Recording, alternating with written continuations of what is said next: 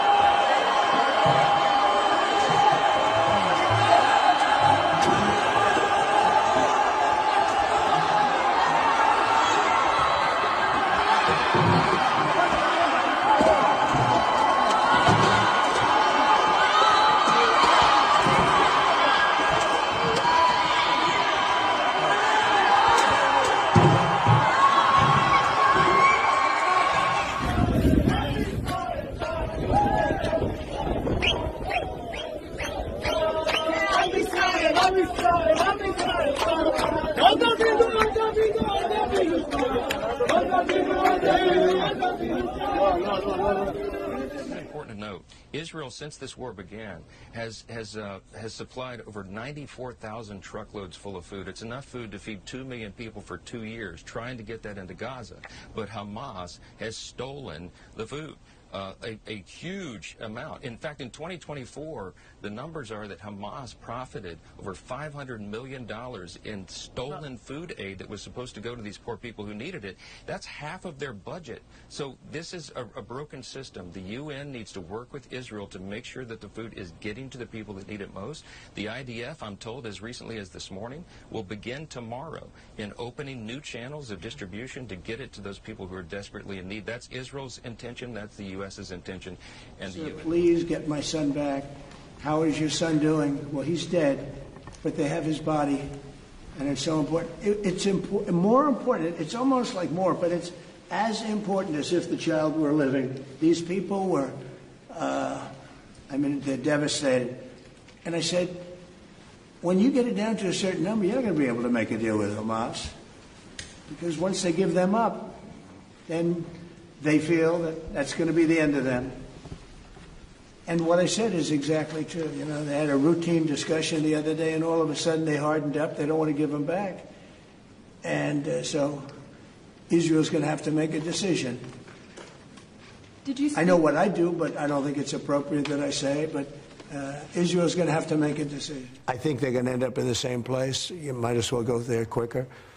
And the other thing I say to Europe, we will not allow a windmill to be built in the United States. They're killing us. They're killing the beauty of our scenery, our valleys, our beautiful plains. And I'm not talking about airplanes. I'm talking about beautiful plains, beautiful areas in the United States. And you look up and you see windmills all over the place. It's a horrible thing. It's the most expensive form of energy. It's no good. They're made in China, almost all of them. When they start to rust and rot in 8 years, you can't really turn them off. You can't bury them. They won't let you bury the propellers, you know, the props, because there's a certain type of fiber that doesn't go well with the land. That's what they say. The environmentalists say you can't bury them because the fiber doesn't go well with the land. In other words, if you bury it, it will harm our soil. The whole thing is a con job. It's very expensive. Mr. Trump, can you do better than a 15% tariff rate for the EU? Better meaning lower? Yeah. No. Mr. President, please get my son back. How is your son doing? Well, he's dead, but they have his body, and it's so important. It's more important. It's almost like more, but it's as important as if the child were living. These people were, they're devastated. And I said, when you get it down to a certain number, you're not going to be able to make a deal with Hamas, because once they give them up, then they feel that that's going to be the end of them. And what I said is exactly true. You know, they had a routine discussion the other day, and all of a sudden they hardened up. They don't want to give them back. And so Israel's going to have to make a decision. I know what I do, but I don't think it's appropriate that I say, but Israel's going to have to make a decision. He told Prime Minister Netanyahu to, quote, finish the job this week. I know that you are in touch with President Trump. You're in touch with Israeli officials. What are you anticipating is going to happen next? What does finish the job mean, Senator? Well, I talked to Cindy McCain last night. Here's some good news for the people in Gaza. Humanitarian quarters are now going to be open. Israel's going to work with the UN, the World Food Program, to get some food into these people who need it. But I think what the topic we're talking about today is a change in strategy. I think President Trump has come to believe, and I certainly have come to believe, there's no way you're going to negotiate an end to this war with Hamas. Hamas is a terrorist organization who is chartered to destroy the state of Israel. They're religious Nazis. They hold Israeli hostages. I think Israel's come to conclude that they can't achieve a goal of ending the war with Hamas that would be satisfactory to the safety of Israel. And if they're going to do in Gaza what we did in Tokyo and Berlin, take the place by force, then start over again, presenting a better future for the Palestinians, hopefully having the Arabs take over the West Bank and Gaza.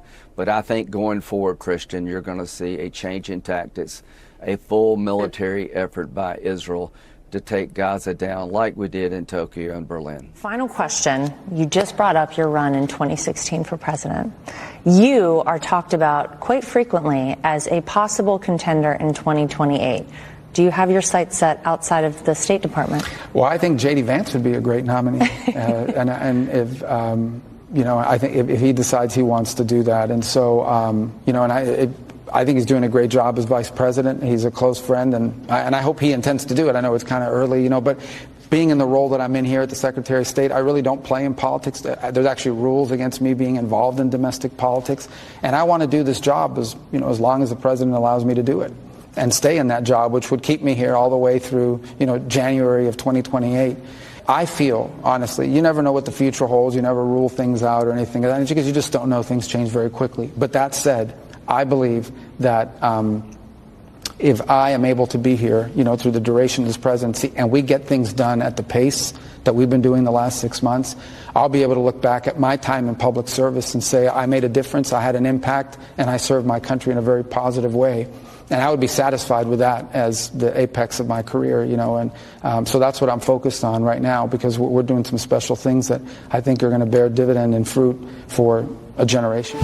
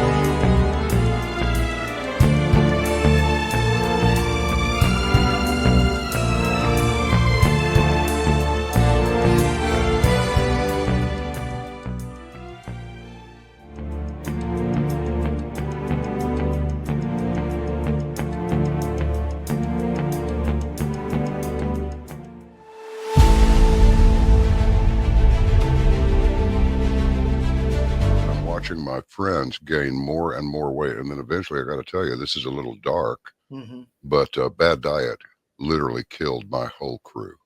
Wow. Diabetes, a stroke. I mean, all kinds of stuff. It's like, you had a stroke? You're not even 50 years old.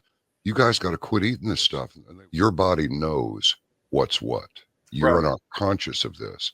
But that's why people will go to the refrigerator and they'll grab this and that and the other and put together this outrageously elaborate combination of foods. Your body's trying to reach balance. Unbeknownst to us, our bodies are always trying to reach homeostasis. You can't eat all of this stuff and expect to live a long time. And one thing led to another, and I went, forget this. We're going to make our own product. So we partnered with one of the world's top 3 biochemists where nutrition-specific study is concerned. I said, all I want is the best nutritional and immune support product in the world. So we mixed it in yogurt. It's a powder. I got a bag of it here. I keep one on the console all the time, just so I can show people. Yeah. And it's a powder. Now, this is not candy. This is hardcore nutrition. And sugar is an enemy. And most people do not know that the reason these bellies are showing up on people all over the place, your body makes fat to store the toxins it can't get rid of. So it just puts them over here. But I can tell you this, you take this for 30 days and then lay off of it for 2 or 3 days, and you'll go, good grief, give me some more. Skin, nails, hair growing back. Cut yourself and it heals in half the time.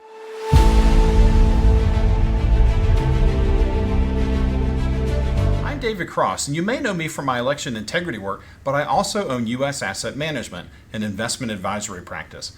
I've been an advisor for nearly 30 years, and one of the questions I get asked most frequently is, do I have enough money relative to other people my age? And while that's an interesting question, it's also the wrong question. The right question is do you have enough money to sustain your lifestyle for the rest of your life? This is a question you should know the answer to. This is what we do. Check us out at us-am.com and look for our big proud American Eagle logo.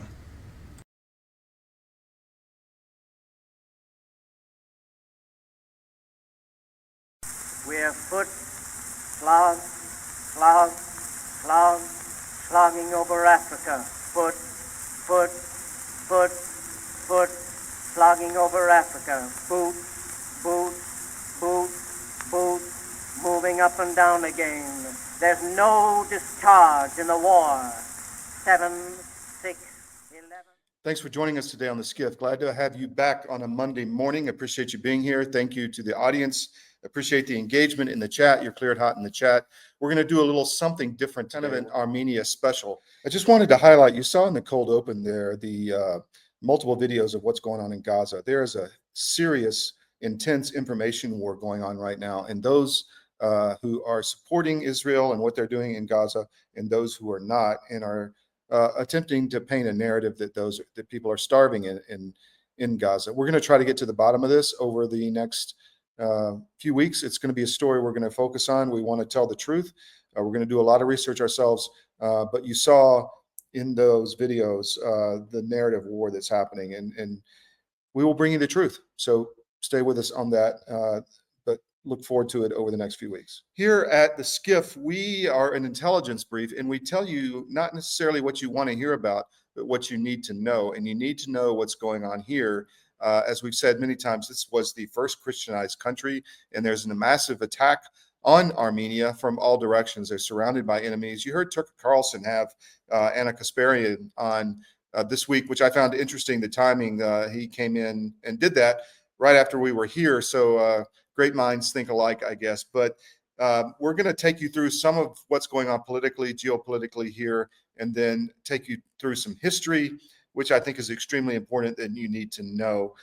So we are brought to you by several of our sponsors. MyPillow, for instance, is fantastic. Go to mypillow.com, use promo code CDM, spend some time on the site. Don't just go to the big box retailers, Walmart, Bed Bath & Beyond, or whatever. Don't buy from them when you can buy from Mike and support us at Free Media.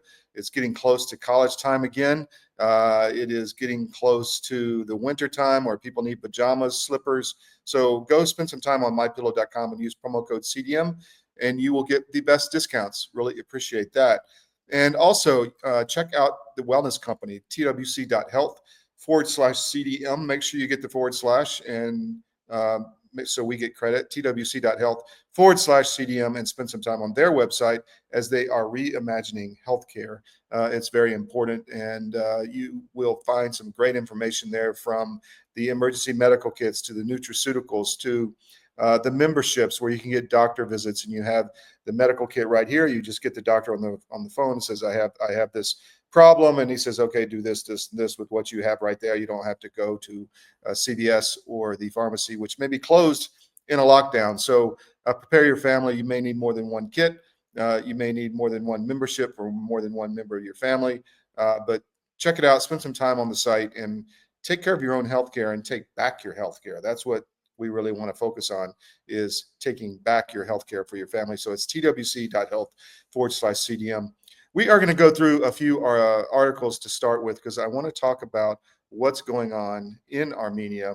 But we're going to do that after the break. But I want to just take you through some of the geopolitics that's going on here, take you through some of the issues with the chessboard, global game, great game politics going on in this historic part of the world to this day. And it's all tied to history, and you need to know about it. So stay with us. We'll be right back after this.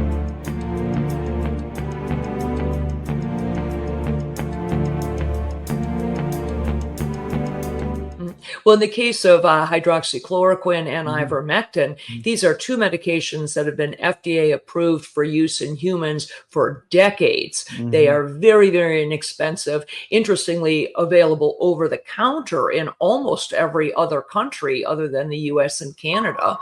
You can just walk into a pharmacy and buy them like we buy Tylenol in much of the world, because they're that safe. And we've known for decades that ivermectin has very strong antiviral properties. It has anti-inflammatory properties, and both ivermectin and hydroxychloroquine are what we call zinc ionophores. They help to move zinc from the bloodstream into the cell, which is where it needs to be in order to fight off a virus. So lots of application for these, and we have every reason to believe that those drugs also will likely have some efficacy against H5N1 or a number of other respiratory viruses that we may meet down the road. If you haven't noticed, gold has reached a new high, all-time highs actually, and keeps going up every day. Why is that? It's because precious metals are a long-time historical store of value. And if you own a portfolio and you have assets in the fiat currencies, i.e. stocks, bonds, cash, or whatever, you're vulnerable to hyperinflation, which is coming as our debt explodes another trillion every 90 days. It's really scary. So how do you protect yourself? Go to Advisor Metals. If you look on any of our CDM.press sites, about halfway down, there's an ad for Advisor Metals. Click on it, fill out the form for your contact info, and Ira Bishotsky will contact you and talk to you. It's an easy conversation. There's no sales pitch. He's completely verified by us. He has a regulatory background we've checked into. We've checked with his bankers. We've checked with his IRA custodians for metals, and we can highly recommend Advisor Metals and IRA. So go to Advisor Metals. If you call them directly, tell them we sent you at CDM, and he'll definitely take care of you. But protect your portfolio, because you really need to. It's coming. Thank you.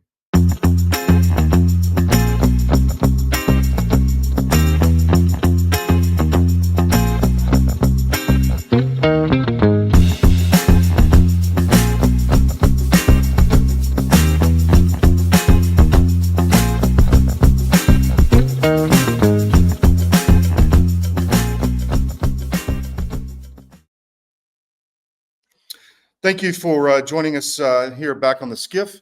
And I want to just walk you through some of the really important stuff that's going on here in Armenia. First of all, I want to take you to some of the articles that we have here. One second. This one is on CDM.press. It is a sustained global effort to remove the followers of Christ from the earth. Christian genocide. I'd like you to spend some time on this article. Go to CDM.press and read this. And it ties what's happening in Armenia to what is happening in Ukraine, to what is happening in Romania, to what is happening in, let's say, Syria, what happened in Iraq. And even at a bigger scale, you can tie it into the vaccines, to the literal attack on Western Christianity across the board. And that is the focus of what the show today is an attack on Christianity and literally an attempt to remove the followers of Christ from the earth. So if you go to, these are horrific pictures of the Armenian genocide. You can look through these. But one thing, they didn't just kill people, they killed the churches. They destroyed thousands of churches, ancient churches all around the Armenia and the Turkish area. And this is an example of one you can see here where it was, there was a church, probably 2,000 years old, and this is what it looks like now. So this is what's going on. It's a removal of Christianity from this area, which is literally where it started. So think about that, removing a faith from where it started. And this is also tied into the Ukrainian war. They're killing millions of Slavs, Christian against Christian. Why was that started? You look at the Holodomor, Ukraine, back during Stalin, where the Bolsheviks killed at least 7 million Ukrainians, starved them to death and other means of death. So, that's bigger than any genocide ever. But you don't even learn about that in school. Why is that? You look at the fluoridation of the water, the chemical warfare, the drug warfare against America, the forever wars, the poison food, the poison medicine. This is all of a piece. And I want Christians to understand, and even non-Christians to understand what is happening. Christianity is the only faith you're allowed to hate, you're allowed to kill, you're allowed to commit genocide, and the world doesn't care. So it's important. So take a look at that article, and that's a place to start on exactly what we're going to talk about today. Now, another article I want you to see is on our Eastern European site, tsarizm.com, tsarizm.com, where we focus on the former Soviet Union and surrounding territories. We've had people on the ground in these areas for a long time, for years. And one of those places is here in Armenia. And we're here meeting sources as we speak. Here in Yerevan, we're coming to you live from Yerevan, the capital of Armenia. But the head of the Armenian, the Prime Minister, Nikol Pashinyan, is targeting the Armenian Apostolic Church. Apostolic means these are literally built by the disciples and the original disciples of Christ. And we'll show you some of that later in the show on some of the historical issues. But he is targeting the head of the church and wants to take over the church entirely. And we're being told that which will show you the compound at Echmiadzin, which is the head of the Armenian Apostolic Church. You will see this, that we're being told they're going to take over this, the government is, and really just take over the church itself. So why would they do that? And where did that just happen that we've been talking about for 2 years now? Well, in Ukraine, that took over the the Ukrainian Orthodox Church and set up a state church that Zelensky controls, that nobody goes to. Everybody's meeting in the woods so they don't get arrested. Parishioners having services in the woods. Priests are getting jailed, being beaten. I mean, just really horrific stuff that's going on against this church, but it's very similar pattern. It's pattern recognition. That's what I want you to understand. So you have this happening in Ukraine. You have it happening in Armenia. And you also have it happening in Romania. Very similar patterns where they're going after the Romanian Orthodox Church. We're trying to get some people on video on that specific issue. But this is a pattern, and it's happening, and it's been happening for some time. And now we're getting to apex level of where that is going, which is the removal of the church from these areas. Why is that so important? So Pashinyan is working against the church. And this article talks about the similarities to other areas of the world where it is also happening. Now, look at this. This is an article on Tsarism. Will America participate in carving up Christian Armenia for the Turks? So there is a corridor at the bottom of Armenia. Armenia is in the blue here, down the middle, with the finger down to the end. Armenia is in the orange. And to the right and left are parts of Azerbaijan, a Muslim country, which just fought a war where Armenia lost territory, historic Christian territory in Artsakh. And that is gone. So Armenia lost it.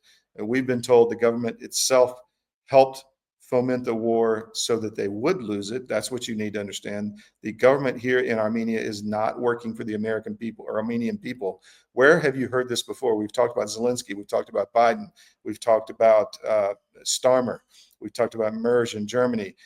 Macron in France. They are not working for their own people. They're working for someone else. And this is happening in Armenia too, where this war was created. It wasn't run well by the government, intentionally broke the ceasefire to keep the war going, we're told, in Artsakh a few years ago. And they lost all of Nagorno-Karabakh to Azerbaijan, the Muslim country. And now the U.S. government is working on, see this red arrow at the bottom, establishing a corridor between the two parts of Azerbaijan through Armenia. So Armenia will lose sovereign territory, and the U.S. is talking about running that for money. Why would that be? Why would the U.S. be pushing for Armenia, a Christian country, to give up sovereignty so that they can connect two parts of Muslim Azerbaijan? Why is the State Department doing this? Why is the Trump administration doing this? And then look at where that red line is. What's the country to the right in that gray area? Iran. Do we want really Iranian or American mercenary troops under some private organization on the border with Iran? We see what's happening in Gaza. That was not hard to see that it would not go well, and it's not going well. And you have American mercenaries on the ground in Gaza exposed, and a lot of bad PR coming out.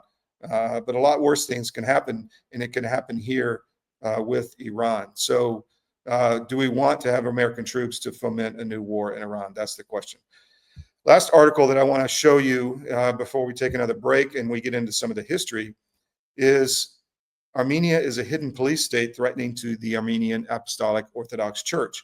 So Pashinyan is working to and has set up a surveillance state completely in Armenia. The media is completely controlled. And so they don't have another outlet for the people to understand. The people are very propagandized. And so they don't understand what is going on. Now, we are told that journalists are very scared to talk about other issues, and they are arrested for writing social media posts or anything against the government. So you have a surveillance state working against the people and their church, which has been here for 2,000 years. And they are working to destroy that with a soft hidden police state, we call it, where you can't write a social media post against the government or you're arrested. But most of the people don't know what's going on. And this is the type of surveillance and police state control that we've seen in other states as well. So we'll be right back. We're going to take another break. And then I want to talk about some of the history here in Armenia.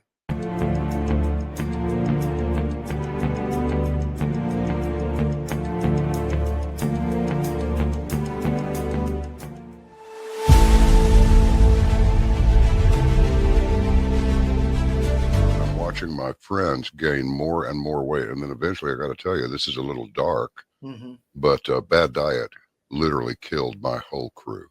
Wow. Diabetes, a stroke. I mean, all kinds of stuff. It's like, you had a stroke? You're not even 50 years old.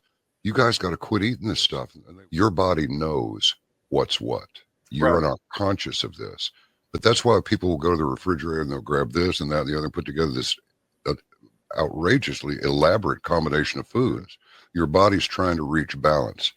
Unbeknownst to us, our bodies are always trying to reach homeostasis. You can't eat all of this stuff and expect to live a long time. And one thing led to another, and I went, forget this. We're going to make our own product. So we partnered with one of the world's top 3 biochemists where nutrition specific study is concerned. I said, all I want is the best nutritional and immune support product in the world. So we mixed it in yogurt. It's a powder. I got a bag of it here. I keep one on the console all the time, just so I can show people. Yeah. And it's a powder. Now, this is not candy. This is hardcore nutrition. And sugar is an enemy. And most people do not know that the reason these bellies are showing up on people all over the place, your body makes fat to store the toxins it can't get rid of. So it just puts them over here. But I can tell you this, you take this for 30 days and then lay off of it for 2 or 3 days, and you'll go, good grief, give me some more. Skin, nails, hair growing back. Cut yourself and it heals in half the time.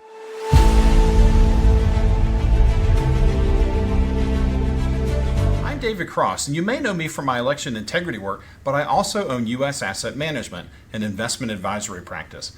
I've been an advisor for nearly 30 years, and one of the questions I get asked most frequently is, do I have enough money relative to other people my age?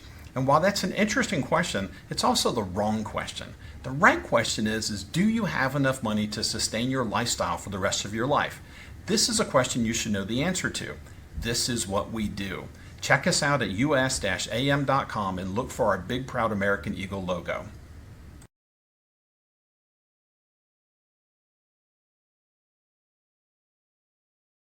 We have foot, slog, slog, slog, slogging over Africa. Foot, foot, foot, foot, slogging over Africa. Boot, boot, boot, boot, moving up and down again. There's no discharge in the war. 7, 6, 11. Welcome back to the SCIF. Thanks for joining us today. Also, please check out David Cross. If you have a financial issue, if you are getting a divorce, selling your business, had a death in the family, estate issues, David Cross at US Asset Management, us-am.com is the guy to talk to. He's a patriot. He's someone we trust intensely. So if you have those issues, give him a call. As everybody we use, there's no sales pitch. You can just have a conversation with a guy. Maybe it's a fit, maybe it's a not. But if you have questions and are, we've had women call in, my husband just died. I've got this money. I don't know what to do with it. He's the guy to call. I'll tell you right now. So thank you for joining us. We walked through some of the geopolitics here, and you have a situation in Armenia where the Turks are coming against the Armenians. We're being told that the Azeris will probably start some other conflict again, or Pashinyan will work to create another war with the Azeris to the west, or the east of Armenia, and they may lose more territory as we go forward. This is the Silk Road. It's the underbelly of the road up through into Europe. Very important crossroads throughout history. And the Armenian question, which the genocide worked to solve by killing 2 million of them in the early 20th century, is still here. The Christians are still in the area. They are still a problem, and people want to destroy this country. And so even if the U.S. is working for the Muslims in Azerbaijan, we're going to call it out, because we think that we're tired of seeing no one work to save the Christian faith. So we're going to be on that. And on that issue, I want to talk about some of the history. First is I want to take you to Gettr Varap. It is a monastery right next to Mount Ararat. Mount Ararat, you may know or remember, is where they think Noah's Ark landed after the flood. And it's a beautiful monastery on a plain right under the mountain. And it's the place that St. Gregory the Illuminator, who was an early Christian, was preaching in this area. And the king put him in a pit because they were pagans and they didn't like that. And the pit is under this monastery. It's 60 meters deep, and they put him there. And then the king fell ill. He was there for 10 years. The king fell ill. King pulled him out after 10 years. He healed the king, and the king then Christianized Armenia. So this monastery is built there. It's where it was Christianized in 301 AD. And I'm going to say AD and not whatever the new jargon is, to not even say the Christian reference. So I'm going to play this video short about that area, and then we'll talk about more history after this. We're here at Gettr Varap, which is a famous old monastery right outside of Mount Ararat. You can see right there, which is where Noah's Ark is allegedly positioned after the flood. Here is where St. Gregory the Illuminator Christianized Armenia. To my left is a pit where he was in prison for 10 years for being a Christian. The king was a pagan. There's a pagan temple underneath this church, and the king got sick, and so he called Gregory out. Gregory healed him, and then the king Christianized Armenia. So it's a fascinating place. You need to come here if you get a chance. I want to walk over and let you see the church here. This is the monastery building, and you can see it's incredibly beautiful. It's still working as a working church and monastery. So thank you.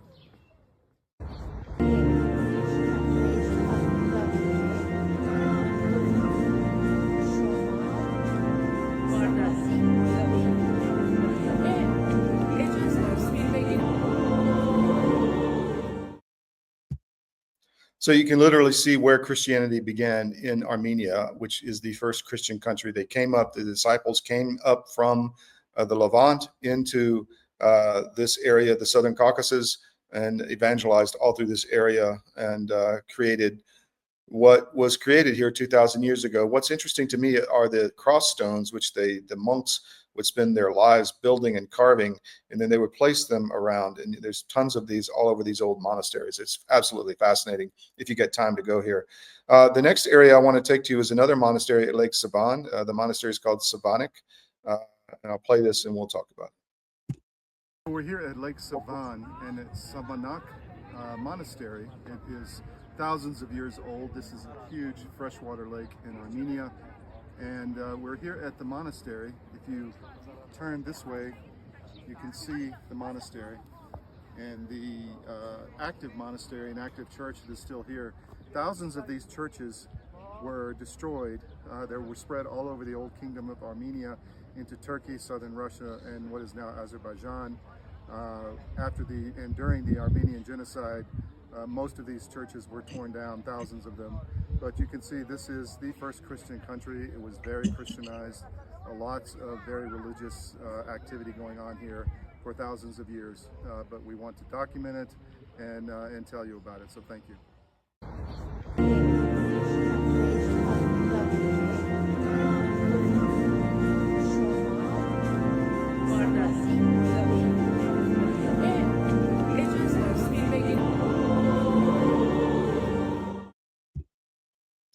So that's Savanik, the monastery Savanak on Lake Savan in eastern Armenia near the Azeri border.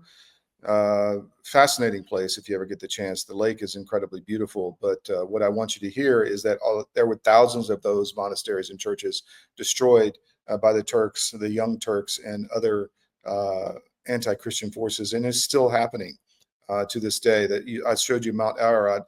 That is the center of the Armenian faith around Ararat, and it was taken by Turkey, and it's now inside Turkey. So Pashinyan has kind of the prime minister mocked the Armenians by putting another mountain behind him, trying to change the mountain. It's kind of like, propaganda 101 to try to change the people's historical faith, and that hasn't worked.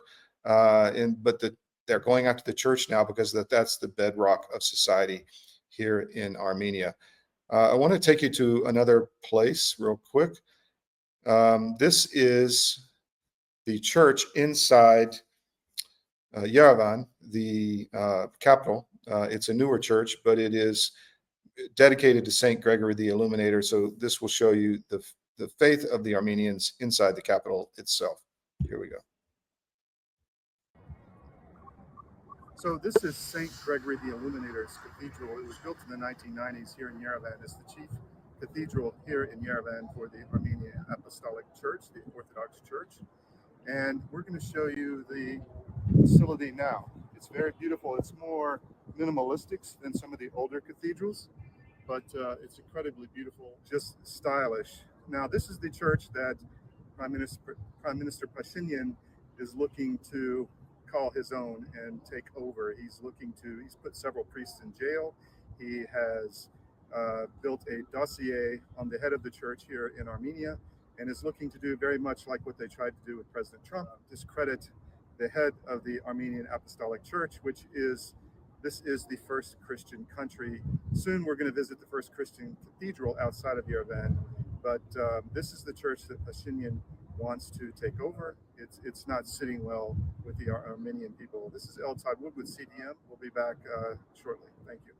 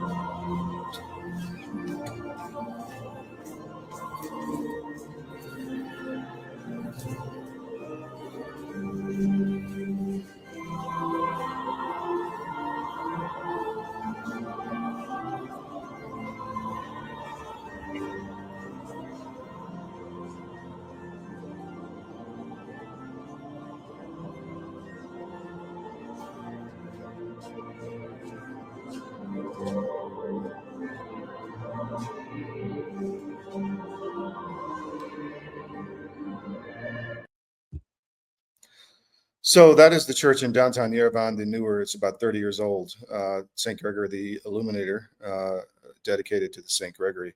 Also, I want to bring in right now, sorry about that. So the Armenian Genocide Memorial in Yerevan is a must-see if you're ever in this area. It talks about the genocide of 2 million Christians at the beginning of the 20th century by the Muslim Young Turks. And there's a lot of talk that there's a lot of Turks in the Armenian government now trying to destroy this country slowly. And that's what's happening with the current government, which is installed and maintains power by surveillance and repression. So I want to play this tape about the genocide. We were just at the memorial a few days ago. At the Armenian Genocide Memorial, it's a powerful museum. If you ever get the chance to come here, you need to do it and understand really the attacks against Christianity over time. Three things that I took away from going to this memorial in the museum. Number one, the attacks on Christians have been going on for a lot longer than we realize. It's a thing and has been happening for some time. Number two, don't ever give away your guns, because these people were disarmed and this is what happened to them. And number three is look at all of the continuing attacks on Christianity across the world and ask yourself why. Why did the vaccine and the COVID virus only affect Western Europe and primarily North America? And why did it not impact Africa and other places? Because they're targeting the Christian countries. That seems to be obvious to me. So I would ask you to just open your mind to what's going on in the world and look at the bigger picture and work to help save and restore Christian communities around the world. Thank you.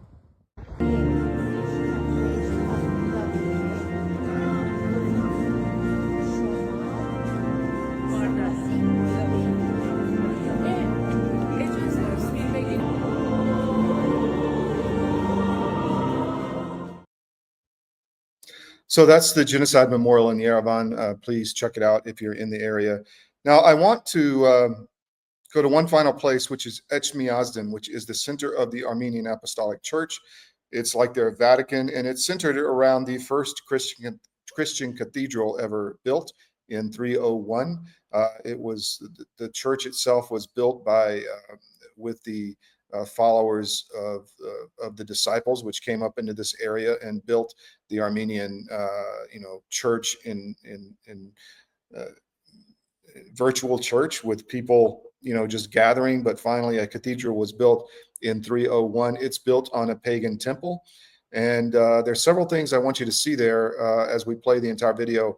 There's a lot of relics here. First is what they say is the spear that Christ was stuck with to make sure he was dead on the cross. There's also pieces of the cross in some of these relics, but we'll talk about that in a second. Here at the first Christian cathedral in Etchmiadzin in Armenia, outside of the capital of Yerevan. This is the first Christian cathedral ever built in 301 AD, and it was built by the disciples. I believe Bartholomew and St. Thomas were here, and I believe they're buried here. I have to confirm that, but also the spear that pierced Jesus is here in the museum that we are going to try to see as well. So this is, as I said, the first Christian cathedral ever built. It survived the Persian invasion and survived the Soviet Union, but it's still standing today. So thank you.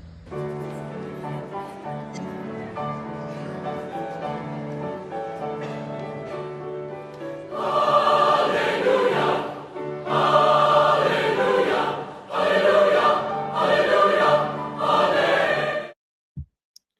So there were several relics there. One was the spear that Christ was speared on the cross. There's a piece of the cross in that golden booklet, piece of wood inside there. There is one of the original Gospels, handwritten Gospels, which was the book there, and other relics. The museum at Etchmiadzin is fantastic. Again, I would recommend going there, but this is the place that the government of Pashinyan is looking to take over and occupy, and people are really worried about it. But the public doesn't understand what's happening because they're very propagandized by a controlled media. So one of the roles of CDM is to tell the truth no matter where, and we feel this is a really, really important story, and we're going to keep talking about it because it needs to be told, and no one else is doing it. So that's why we're doing it. Now, I want to just bring in a video. Actually, we're going to take a break, and we'll be right back, and we'll talk about some of the other stuff. Stand by. We'll be right back.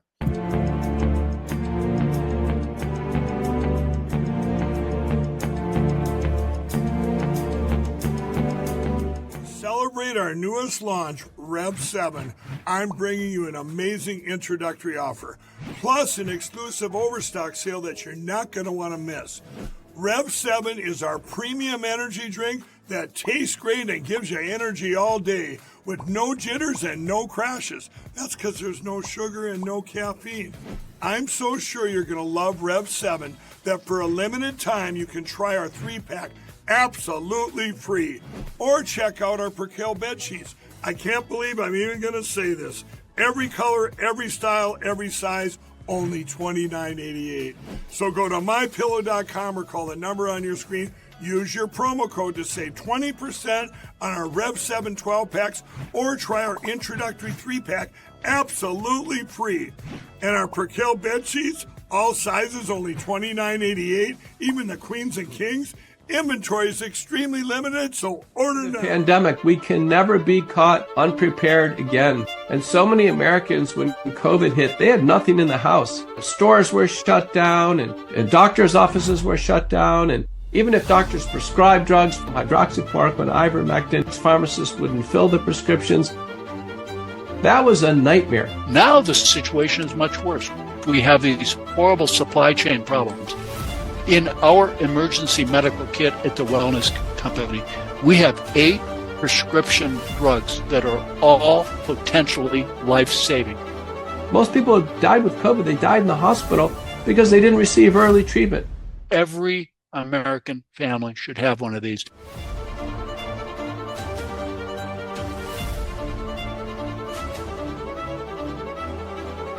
I can tell you the Wellness Company kit is the answer.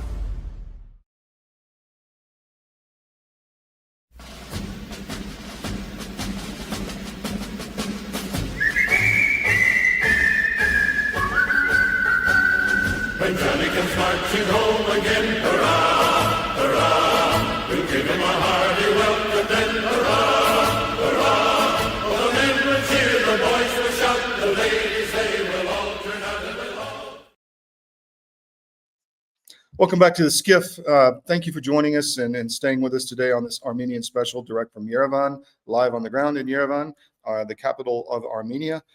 We're going to play a little history now that I think you should understand about the Armenian genocide, and then we'll close up the show after that. So I hope you enjoy this, or what I should say is I hope you learn something from this. So here we go.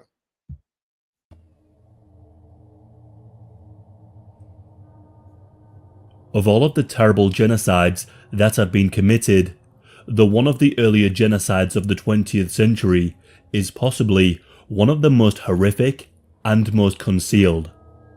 In 1915, the Armenian genocide began, which saw the use of death matches, concentration camps, and murder in the most brutal fashion. An estimated 1.5 million Armenians and approximately 250,000 Assyrians were murdered by the Ottoman Turkish Empire. Even to this day, it is not hard to uncover human bone fragments in the Syrian deserts, where thousands were slaughtered. Very few countries acknowledge that the genocide even took place, as to do so invites issues with the Turkish government. In this video today, we will discuss just how so many people could be executed and how it happened. Although the genocide started in 1915, it is important to understand the role of the Armenian people in the Ottoman Empire. Under Ottoman rule, various religious minorities were organized into millets. These were relatively autonomous regions that had some self-governance within their own communities. The majority Sunni Muslim rule created various millets for Shia Muslims, Jews and Christians, namely for Armenian Christians. These millets would pay taxes, often higher than Turkish members of the empire, but there was relative peace between the Turkish majority and the various minority groups, despite those in the millets being second-class citizens. Despite this, many Armenians were able to become well-educated and were overrepresented in professions such as banking, law and medicine.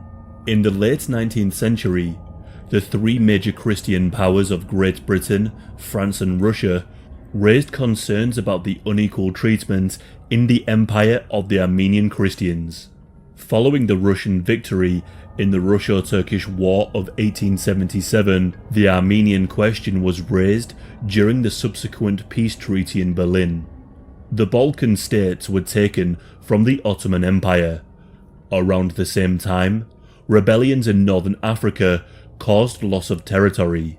The Armenian nationalists believed that they too could form their own state. It was believed by the now largely Turkish Ottoman Empire that the inclusive nature of the empire had only caused its decline. Forced assimilation of the remaining minorities in a process called Turkification failed to produce the desired results.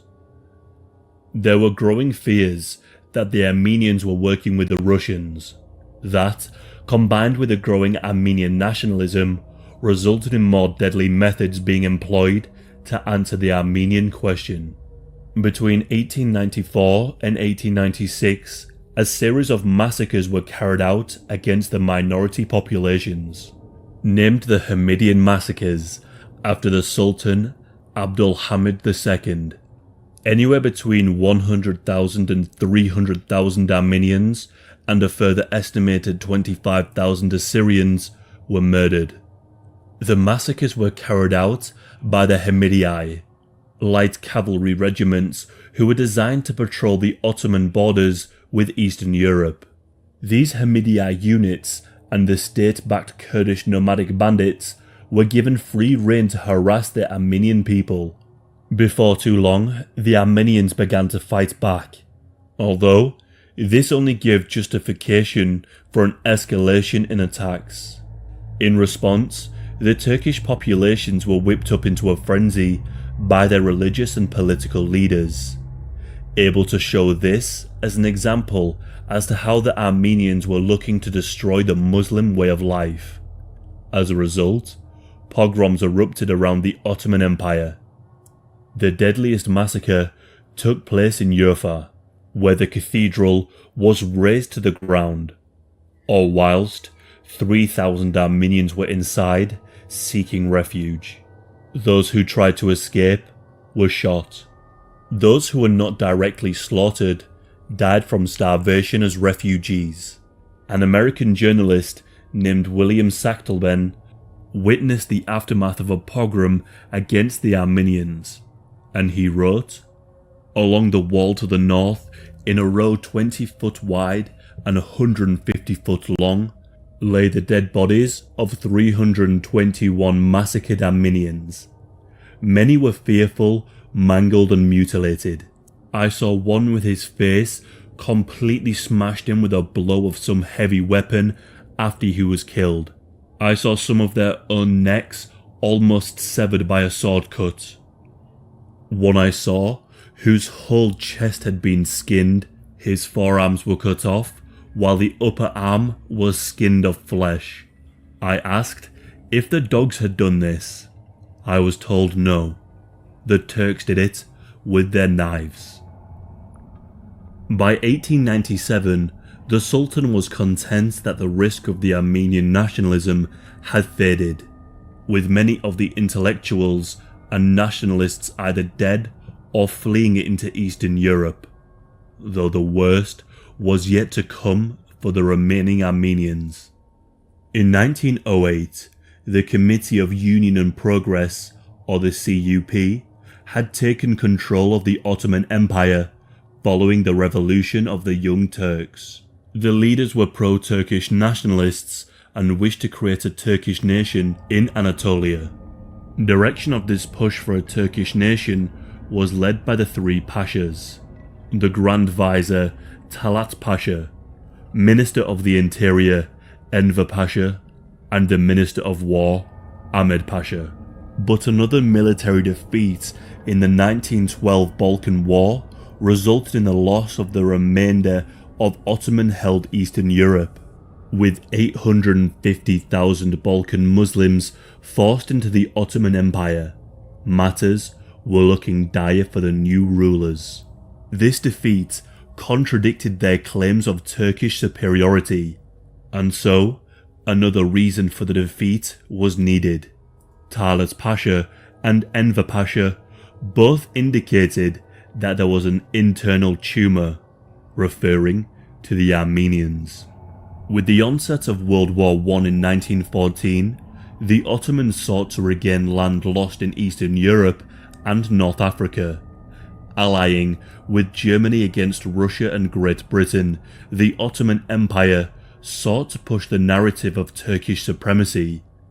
The war would later prove a cover for the final answer to the Armenian question. Fighting on multiple fronts, the Ottomans attempted to encourage Armenians in Russian territory to rise up and rebel in exchange for an Armenian homeland. This offer was rejected, with the Russian and Ottoman Armenians swearing loyalty to their own state. This was seen by the Ottomans as a snub, and one that would only fuel suspicion of Armenian and Russian collusion. At the Battle of Sarikamash, the Ottoman forces faced their biggest defeat against the Russian army. The army contained Russian Armenian soldiers. The Ottoman army did contain Armenian volunteers, but the suspicion still fell on them as the cause for the loss. A fifth column undermining the war effort. Armenian soldiers were disarmed and sent to Labour battalions, no longer trusted. Once they were disarmed, the Armenian soldiers were systematically murdered by their former brothers-in-arms. But the turning point was at the Armenian occupation of their holy city of Van and the defence against Ottoman forces.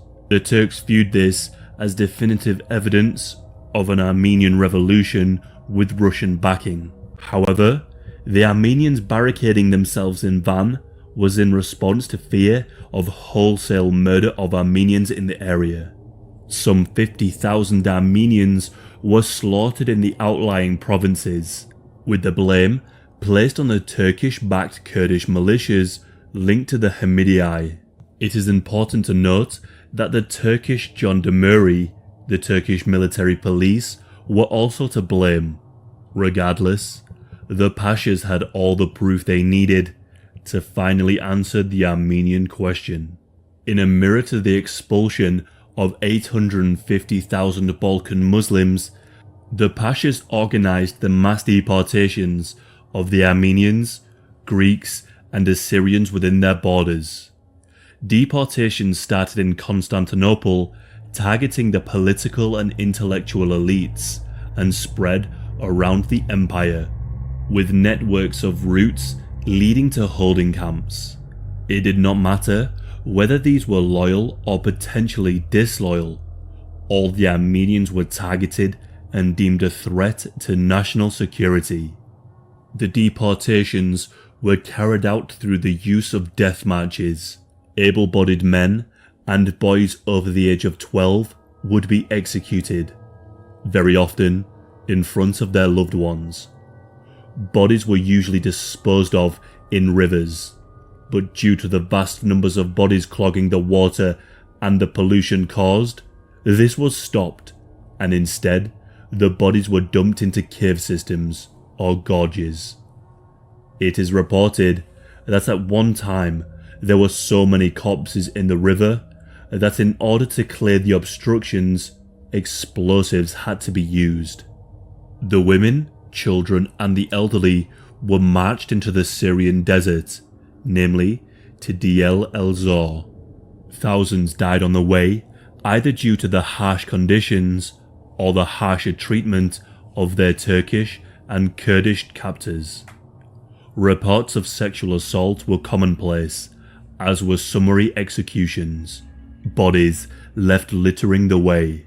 On arrival at Deir el-Zor, the few that survived were left with no supplies to die an arduous death in the middle of the desert.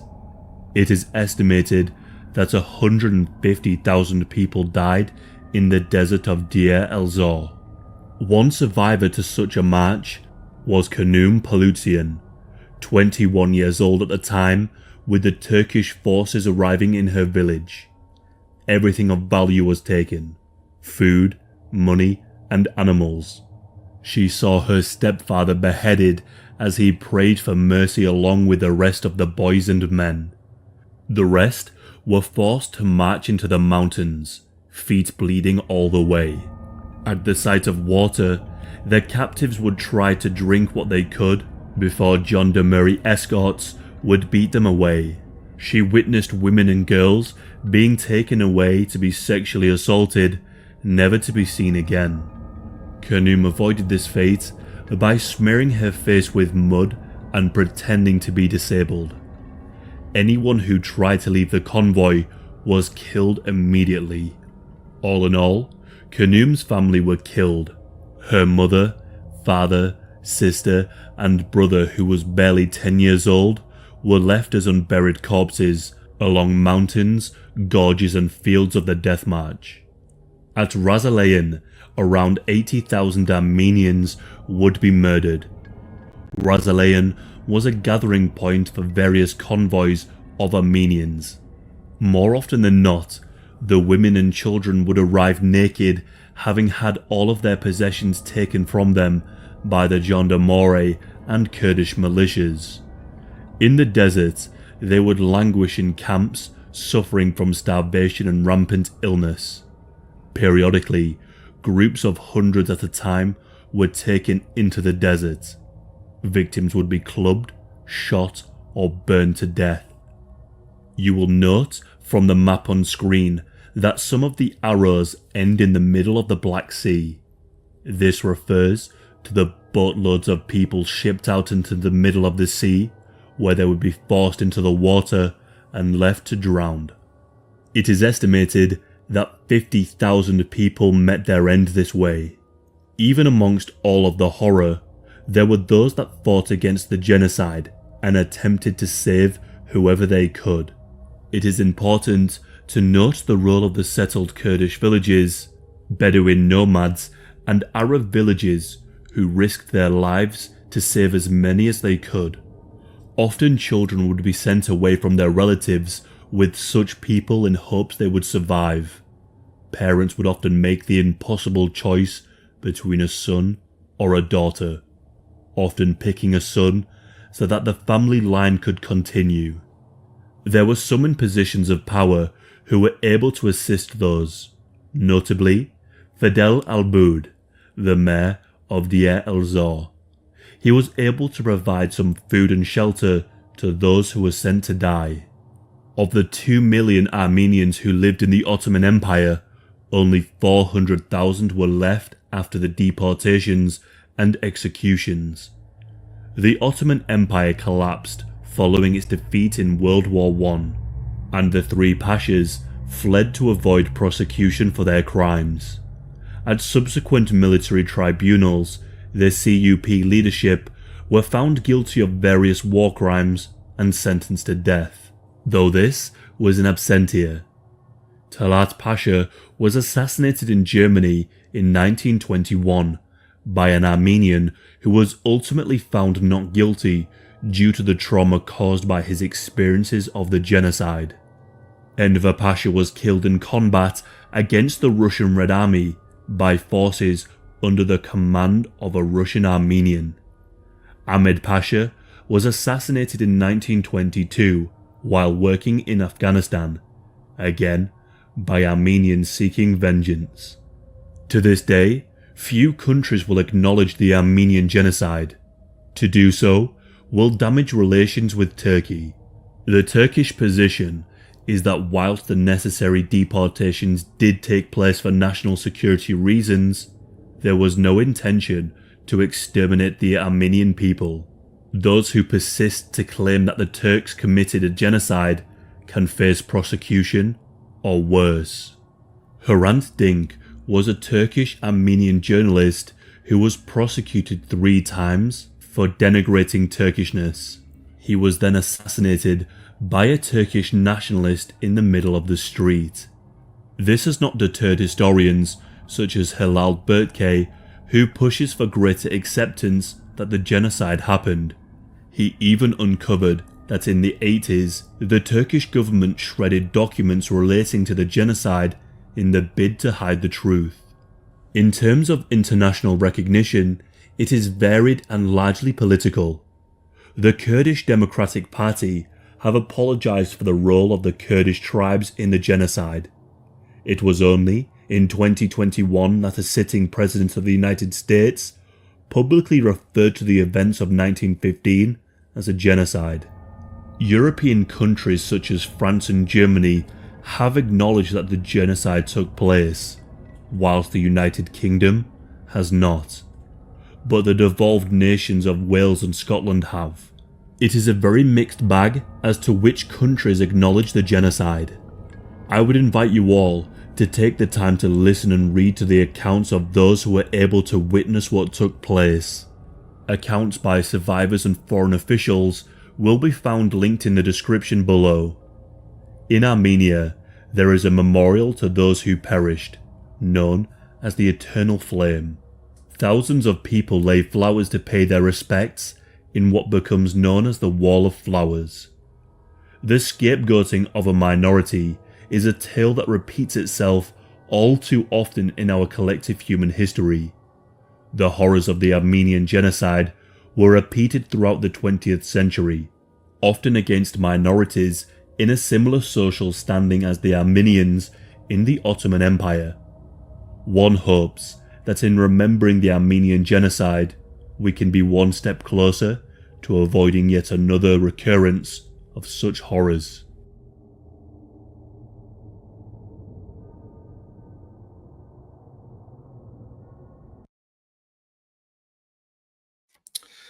Thank you for joining us today. I hope you enjoyed the history. I hope you enjoyed the geopolitics direct from Armenia in Yerevan. We will be traveling and doing some similar work in Istanbul over the next few days, talking about the Byzantine Church and what is going on in country there. So again, thank you so much for joining us today.